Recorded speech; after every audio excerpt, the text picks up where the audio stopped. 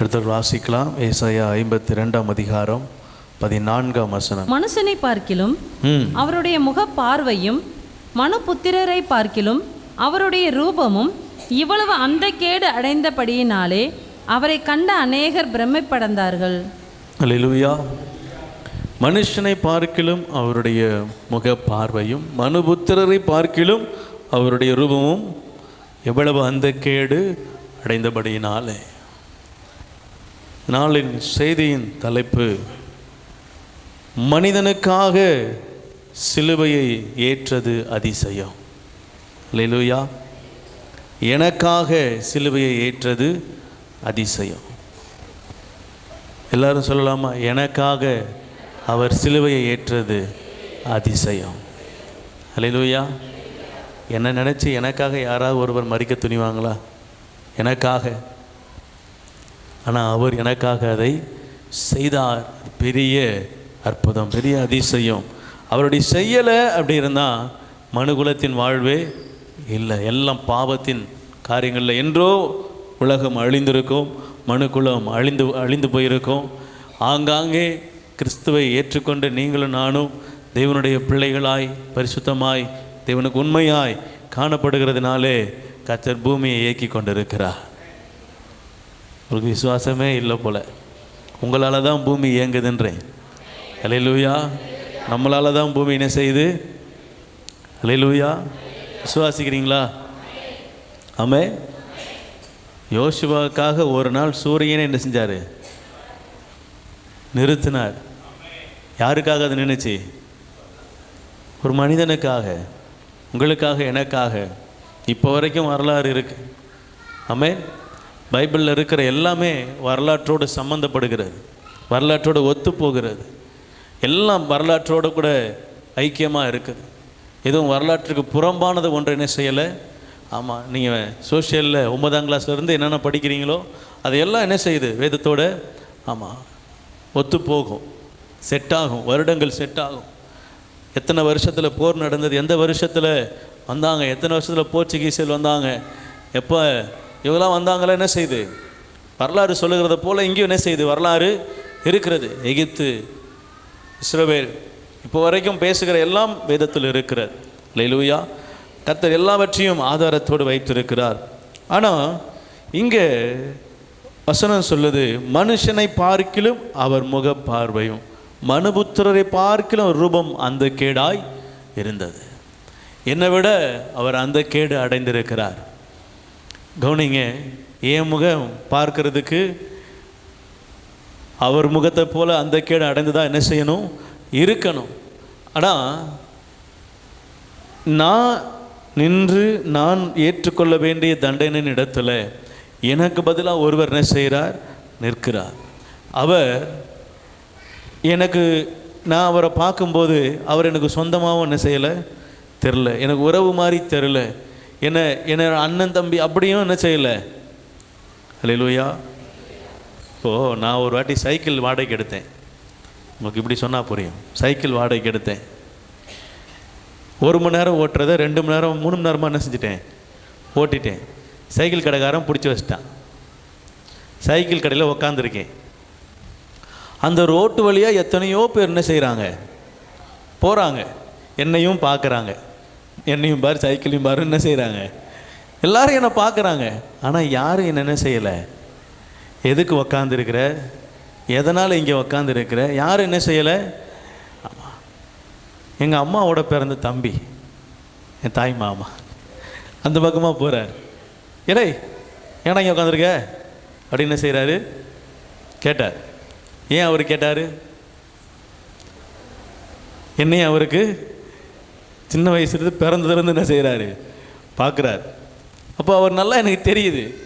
மற்ற யாருக்கு என்ன செய்யலை தெரியலை. நான் சொல்கிறது புரியுதா? இப்போ ஆண்டவர் அந்த கேடு அடைந்தவர் என்ன செய்கிறாரு?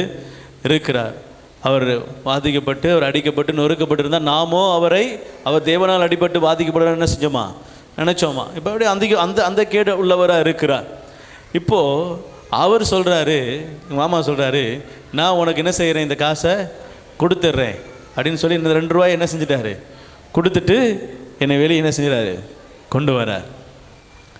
இப்போது மற்றவங்க யாரும் என்ன செய்யலை, பார்க்கலை, மீட்கலை, ஏன்னு கேட்கலை, என்னன்னு கேட்கல, ஒரு நாதி இல்லை. ஆனால் என்னை அறிந்த ஒருத்தர் வந்து என்ன செய்கிறாரு, எனக்காக 2 ரூபா கொடுத்து என்ன மீட்கிறார். இது உலகபூர்வமாக சாத்தியம், இப்படி தான் நடக்கும். யார் எவருன்னு தெரியாதவருக்காக யாரும் என்ன செய்ய மாட்டாங்க. அல்லேலூயா. அவருக்கு நம்ம யாருன்னு தெரியும், நமக்கு அவர் யாரும் என்ன செய்யலை, தெரியலை. தெரிஞ்சிருந்தால் அவரை விட்டுருப்போமா, விடுவோமா, விட மாட்டோம். தெரிஞ்சிருந்தால் இவரை சிலுவையில் அறையுங்கள் அப்படின்னு சொல்லுவோமா, சொல்ல மாட்டோம். அவர் அவ்வளவு அற்புதங்களை செய்திருந்தும் கூட, அவர் அவ்வளோ அதிசயங்களை செய்திருந்தும் கூட, கண்ணார அவர் செய்த காரியங்களை கண்டும் கூட ஜனங்கள் பணத்துக்காக அவரை சிலுவையில் அறையும் என்ன செய்கிறாங்க, சொல்கிறாங்க. இதெல்லாம் அவரை குறித்து நம்மை குறித்து இருக்கிற காரியங்களை ஒப்பிட்டு பார்த்தோம்னா, நமக்காக அவர் அடிக்கப்படணும்னு அவசியமே இல்லை, அவர் ஏற்றுக்கொள்ளணும்னு அவசியமே இல்லை. அவர் அதை அங்கீகரிக்கணும், அந்த இடத்துல நிற்கணுன்ற ஒரு நிர்பந்தமும் இல்லை.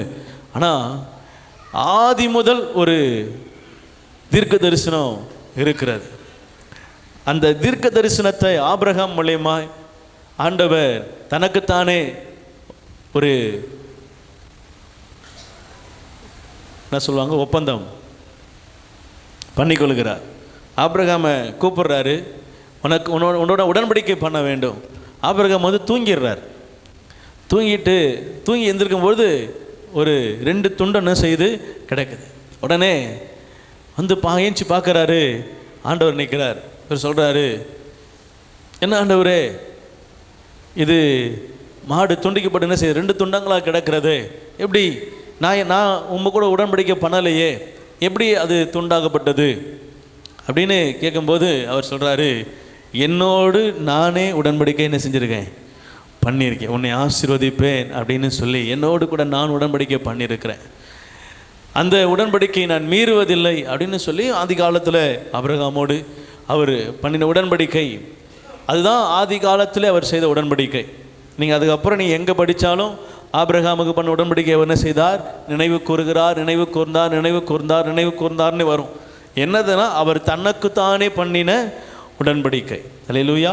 அதை தான் அவர் என்ன செய்கிறார், நிறைவேற்றி கொண்டே வருகிறார்.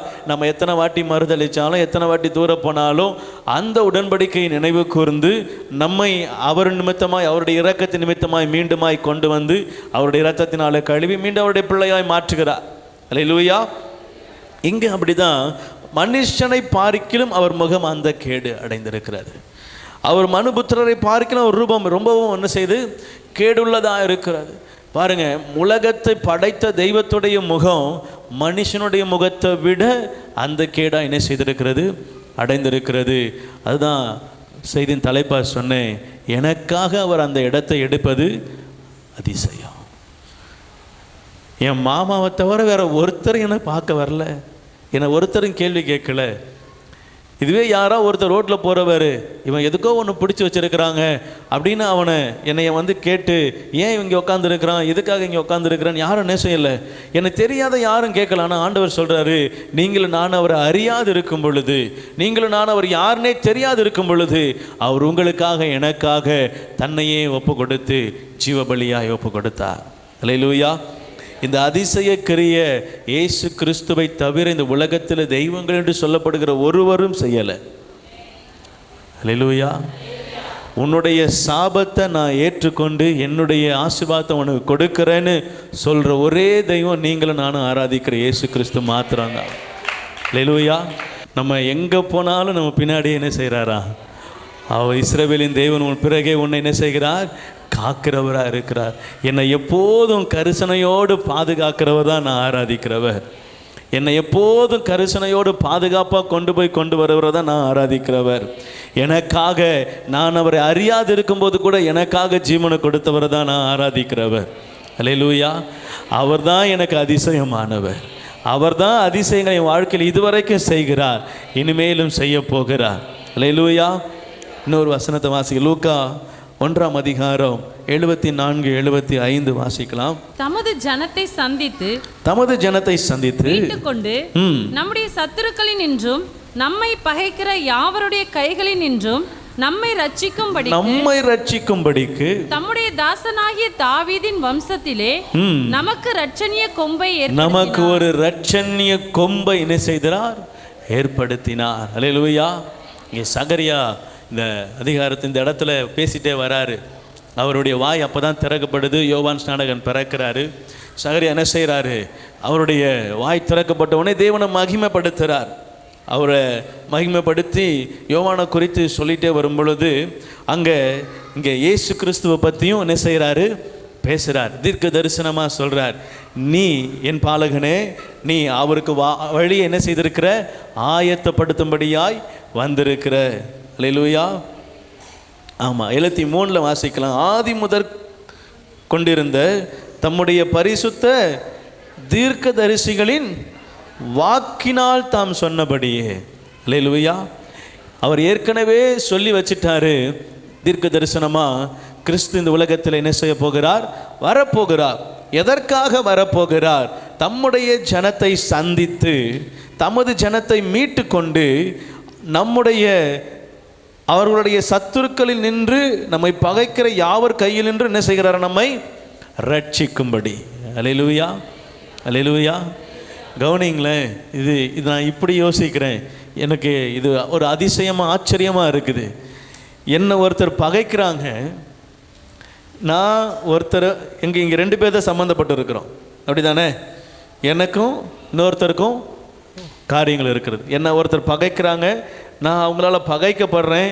நான் அந்த இடத்துல எனக்கும் அவருக்கும் ஏதோ ஒரு காரியம். இப்போது 3ஆவதாக ஒரு வார்த்தை வருது, அவர்களிடத்திலிருந்து என்னை காப்பாற்றும்படியாய் எனக்காக தாவீதின் வம்சத்தில் ஒரு இரட்சணிய கொம்பு எழும்பினது. அல்லேலூயா. இப்போ ஆண்டவர் நம்ம பார்த்து சொல்கிறாரு, சிலுவை மரணத்தை நான் ஏற்றுக்கொண்டதன் நோக்கம் உங்களுக்கும் மற்றவங்களுக்கும் இருக்கிற உங்களை நொறுக்க பண்ணணும், உங்களை கீழே தள்ளணும், உங்களை பகைக்கணும், உங்களுக்கு சத்ருவாக இருக்கிறாங்க இல்லையா, அவங்க எல்லாரிடத்திலிருந்தும் உங்களை மீட்கிற இரட்சணிய கொம்பா ஆண்டவர் இந்த உலகத்தில் நமக்காக என்ன செய்தார்? வந்தது அதிசயம். அல்லேலூயா. அல்லேலூயா. 2 பேர் சண்டை போட்டுட்டு இருக்கிறாங்க, குறுக்கில் போவீங்களா? நமக்கு எதுக்கு வா, நம்ம ஆடு என்ன செய்வோம்? போயிடுவோம். என்ன செய்ய மாட்டோம்? குறுக்கில் அவ்வளோ சீக்கிரம் போக மாட்டோம். யாரோ எவரோ நம்ம யாருக்கும் தெரியாமல் என்ன செய்யக்கூடாது? போகக்கூடாது, வைக்கக்கூடாது. அவங்களுக்கு என்ன பிரச்சனையோ. ஆண்டவர் சொல்கிறாரு, பிசாசினால் வந்த பகைன்னு அவருக்கு தெரிந்ததுனால, நீங்கள் அவருடைய ஜனம், அவர் உங்களை தெரிந்தெடுத்ததுனால ஆண்டவர் சொல்கிறாரு, அந்த பிசாசினால் வந்த பகையை நான் சிலுவையினாலே கொன்று, நீ என்னை அறியாதிருந்தாலும் சரி, நான் உன்னை அறிந்திருக்கிறதுனால உன்னோடு கூட இருக்கும்படி, உன்னை மீட்கும்படி, உன்னுடைய பகைக்கிறவர்களுக்கு உன்னை ரட்சிக்கும்படி நான் உன் கூட என்ன செய்கிறேன்? இரட்சணிய கொம்பாய் இருக்கிறேன். அல்லேலூயா. சொல்லிட்டு சொல்கிறாரு 76ல், நீயோ பாலகனே. யாரை பார்த்து? யோவானை பார்த்து சொல்கிறாரு, நீயோ பாலகனே, உன்னதமானுடைய தீர்க்கதரிசி எனப்படுவாய், நீ கர்த்தருக்கு வழியை ஆயத்தம் பண்ண வந்திருக்கிற. அல்லேலூயா. அல்லேலூயா. தீர்க்க தரிசனம் இப்படிலாம் வெளிப்படுது பாருங்க. அங்கே யோவானை குறித்து சொல்லி வந்தாலும் கிறிஸ்து எதற்காக உலகத்துக்கு வந்தார், எதற்காக அவர் இந்த உலகத்தில் பிறந்தார், யாருக்காக பிறந்தார், என்ன காரியத்தை என்ன கிரியை செய்வதற்காக பிறந்தார், அதையும் அங்கே தீர்க்க தரிசனமாக என்ன செய்கிறார்? அங்கே சகரியா மூலமாக ஆவியானவர் எழுதுகிறார். இன்னும் ஒரு வசனத்தை வாசித்து நம்ம முடிக்க போகிறோம். கலாத்தியர் 3ஆம் அதிகாரம் 13ஆம் வசனம். மரத்திலே தூக்கப்பட்ட எவனும் சபிக்கப்பட்டவன் என்று எழுதியிருக்கிறபடி கிறிஸ்து நமக்காக சாபமாகி நியாயப்பிரமாணத்தின் சாபத்திற்கு நம்மை நீங்களாக்கி மீட்டுக்கொண்டார். அல்லேலூயா. அல்லேலூயா. மரத்தில் தூக்கப்பட்ட யாரா இருந்தாலும் யாரு? சபிக்கப்பட்டவன்.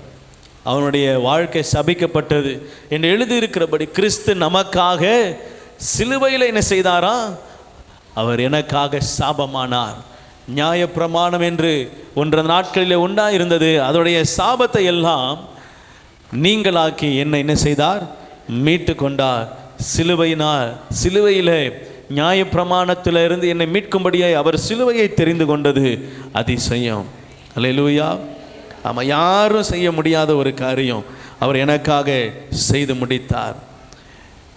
யோபு சொல்கிறாரு, ஒரு புழு, ஒரு பூச்சியாக இருக்கிற என்னையை ஆண்டவர் நினைக்கணுமா? 25:6 இப்படியாய் யோபு சொல்லுகிறாரு, நான் ஒரு புழுவாக இருக்கிறேன், நான் ஒரு பூச்சியை போல் என்ன செய்கிறேன் இருக்கிறேன். கர்த்தர் என்னை என்ன செய்திருக்கிறார்? தெரிந்தெடுத்திருக்கிறார். அவர் எனக்காக இறங்கி வந்திருக்கிறார், என்னை நேசித்திருக்கிறார், என் மீது அவருடைய இரக்கத்தை வைத்திருக்கிறார். அல்லேலூயா. ஆமாம், புழுவாய் இருக்கிற மனிதனும் பூச்சியாக இருக்கிற மனுபுத்திரனும் எம்மாத்திரம், அப்படிதான் சொல்லி முடிக்கிறார். அவன் எம்மாத்திரம் ஆண்டவரே, நாங்கள் எல்லாம் உம்முடைய பார்வைகளுக்கு ரொம்ப ரொம்ப சிறியவர்கள். பூமி தெரியுமா? பூமி இருக்கிற எல்லா கோள்லையும் சிறியது யார் தான்? சின்னது எது தான்? பூமி தான். பூமியிலையும் சின்னது ஒன்று அப்படின்னா, பூமிக்குள்ளே வாழ்கிறதுலையே ரொம்ப சின்ன ஒரு ஆள்னா அது நம்ம தான். நமக்கு கீழே என்ன விலங்கு இருந்தாலும் நம்ம தான் கடைசி ஜீவராசியில் என்ன செய்கிறோம்? ஒரு மனிதனை நினைக்கிறதற்கு அவன் எம்மாத்திரம். இந்த உலகத்தில் எல்லாத்துலேயும் சின்னது பூமி, பூமிக்குள்ளே சின்னது நம்முடைய இருதயத்தை ஆண்டவர் என்ன செய்கிறாராம்? உங்கள் இருதயத்தை எனக்கு தா.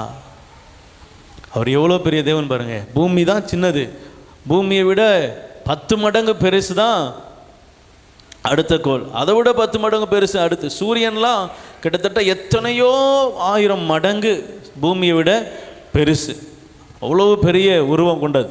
கிட்ட போனாலே பூமி சாம்பலாயிரும். அப்போ அவ்வளவு பெரிய பூமி, அவ்வளவு பெரிய காரியங்கள்லாம் இருந்தும் ஆண்டவர் நம்ம சின்ன இருதயத்தில் வாழ விரும்புகிறார். அல்லேலூயா.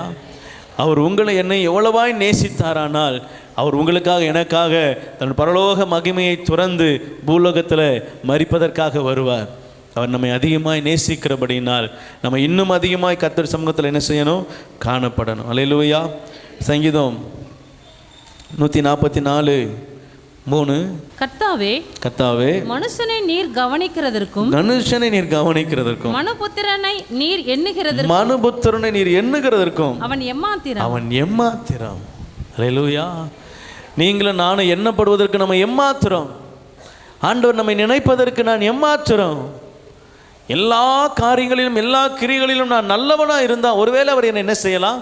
நினைவு கூறலாம். நான் எல்லாவற்றிலும் பின்தங்கி இருந்தாலும் கூட ஆண்டவர் சொல்கிறாரு, நான் உன்னை மேலே நினைவாக இருக்கிறேன். நான் எம்மாத்திரம் ஆண்டவரே, ஆனாலும் என் மீது என்ன செய்தீர்?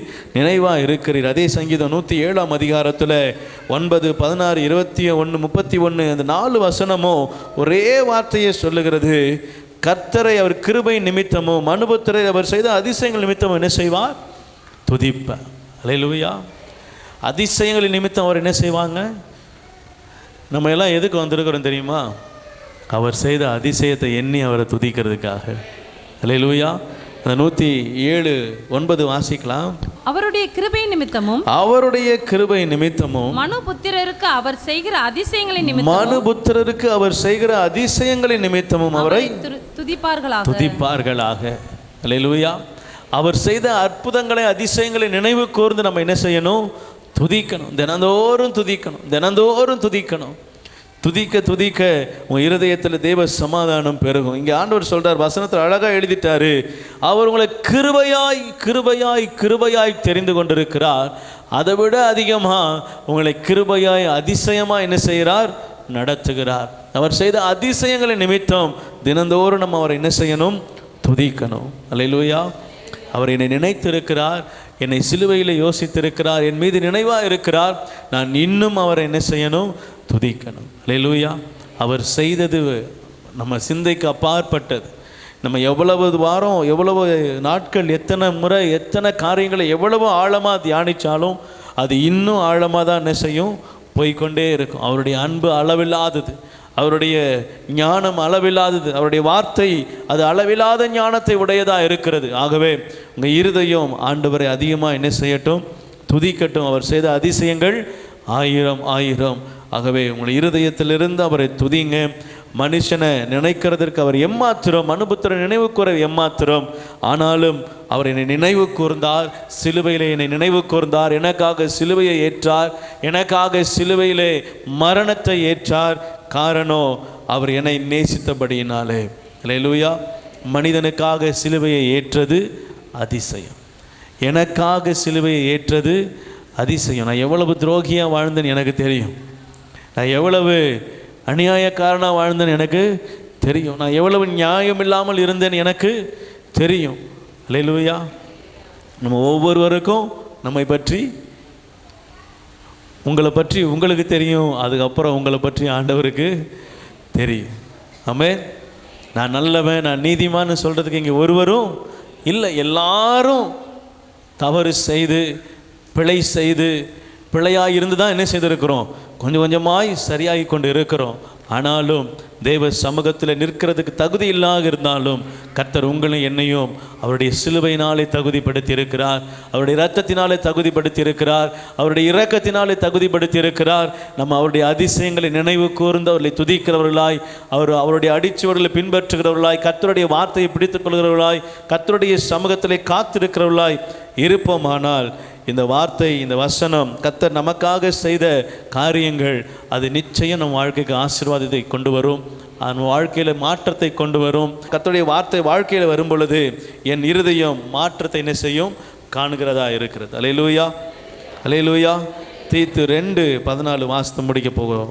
அவர் நம்மை சகல அக்கிரமங்களில் நின்று மீட்டுக்கொண்டு, அவர் நம்மை சகல அக்கிரமங்களில் நின்று மீட்டுக்கொண்டு தமக்குரிய சொந்த ஜனங்களாகவும், தமக்குரிய சொந்த ஜனங்களாகவும், நற்கிரியைகளை செய்ய பக்தி வைராக்கியம் உள்ளவர்களாகவும், நற்கிரியைகளை செய்ய பக்தி வைராக்கியம் உள்ளவர்களாகவும், நம்மை சுத்திகரிக்கும்படி, நம்மை சுத்திகரிக்கும்படி நமக்காக தம்மை தாமே ஒப்பு கொடுத்தார். நமக்காக தம்மை தாமே ஒப்பு கொடுத்தார். அல்லேலூயா.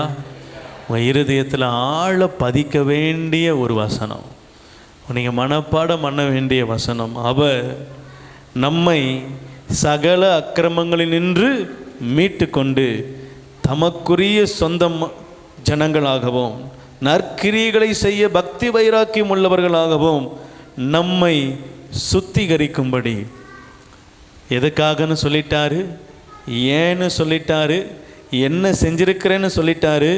அவர் சொல்கிறாரு, நான் என்னையே அதற்காக தான் என்ன செஞ்சுருக்கிறேன், ஒப்பு கொடுத்துருக்கிறேன். சிலுவை மரணம், சிலுவை சாதாரணமானது அல்ல. அல்லேலூயா. ஏற்கனவே சொன்னேன், ஒப்பு கொடுத்தல் என்பது வார்த்தை சாதாரணமான வார்த்தை அல்ல. அது ஒப்பு கொடுத்தல்றது ரொம்ப பெரிய காரியங்களை உள்ளடக்கிய வார்த்தை. அதே போல் ஆண்டவர் சொல்கிறாரு, தம்மை தாமே அதற்காக என்ன செய்தார், ஒப்பு கொடுத்தார். பிதா ஒப்பு கொடுத்தார். ஒன்று, இங்கே பிள்ளை கேட்கலன்னா என்ன செய்ய முடியாது, ஒன்றும் செய்ய முடியாது. ஆனால் குமாரன் சொல்லுகிறார், நானும் என்னை அதற்காக என்ன செய்தேன், ஒப்பு கொடுத்தேன். எதற்காக?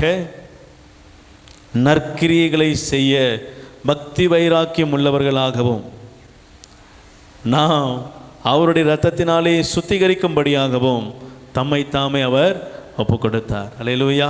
அப்படியே கண்களை மூடி செபிக்கலாம். முடிந்தால் வீட்டில் போய் நன்றாய் வாசிங்க இந்த வசனத்தை. தீத்து 2:14. ஆண்டவர் உங்கள் இருதயத்தோடு கூட பேசுவார். மீண்டும் மீண்டுமா இந்த வசனத்தை என்ன செய்யுங்க, வாசித்து பாருங்கள். எனக்காக பலியானார், எனக்காக தம்மை தாமே ஒப்பு கொடுத்தார், என்னை அக்கிரமத்திலிருந்து மீட்டுக்கொள்வதற்காக சிலுவையிலே அவர் தொங்கினார், தமக்குரிய சொந்த ஜனங்களாக என்னை மாற்றும்படியாய், நற்கிரியைகளை செய்யும்படியாய் என்னை அவர் தெரிந்து கொண்டார், பக்தி வைராக்கியம் உள்ளவனாய் இருக்கும்படி அவர் என்னை தெரிந்து கொண்டார், என்னை பரிசுத்தப்படுத்தும்படி அவர் என்னை தெரிந்து கொண்டார், எனக்காக தம்மையே ஒப்பு கொடுத்து அவருடைய ஜீவனையே எனக்கு கொடுத்து அவரையே எனக்கு கொடுத்திருக்கிறார். அப்படி கண்களை மூடி ஆண்டவர் சமூகத்தில் ஓரபலரதலரஷதரதனமா ஒப்பு கொடுத்தீரையா, உம்மையே எனக்காக உலகின் இரட்சகரே, உன்னத பலியாக ஒப்பு கொடுத்தீரையா, உம்மையே எனக்காக உலகின் இரட்சகரே, உன்னத பலியாக எங்களை வாழ வைக்க சிலுவையில் தொங்கினீ, எங்களை வாழ வைக்க சிலுவையில் தொங்கினீ நோக்கி பார்த்ததினா பிழைத்து கொண்டோமையா உம்மை நோக்கி பார்த்ததினா பிழைத்து கொண்டோமையா ஒப்பு கொடுத்தீரையா உம்மையே எனக்காக உலகின் இரட்சகரே உன்னத பலியாக.